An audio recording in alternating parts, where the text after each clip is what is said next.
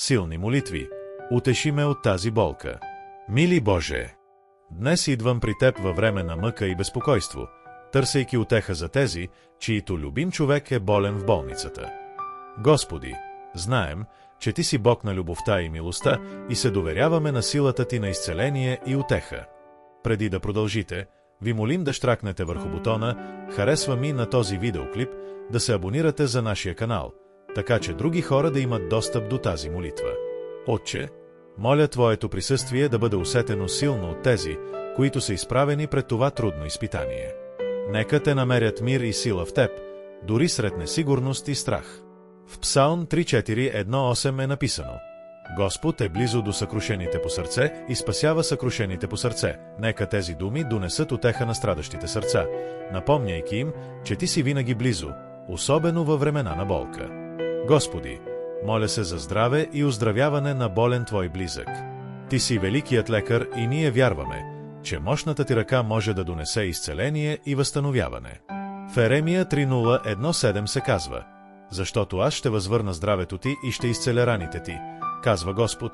Нека това обещание бъде фар на надежда, осветяващ пътя на онези, които чакат чудо. Също така те моля, Господи, да укрепиш онези, които са до болните, като им дадеш търпение, смелост и мъдрост. Нека те бъдат източник на любов и подкрепа, показвайки любовта Ти чрез своите думи и действия. В Исаия 4:1-1-0 Ти ни казваш: Не бой се, защото аз съм с теб. Не се страхувай, защото аз съм Твоят Бог. Аз ще те укрепя, ще ти помогна, ще те подкрепя с правото ръката на моята правда.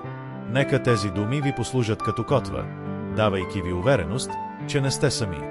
Господи, моля Те да благословиш лекарите, медицинските сестри и всички здравни специалисти, които се грижат за болния любим човек.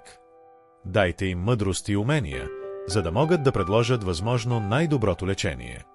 Нека те бъдат инструменти на Твоето изцеление и състрадание. Отче, в тази трудна ситуация, помогни ни да запазим вярата и надеждата. Нека се доверим на съвършения Ти план, дори когато не разбираме пътищата Ти.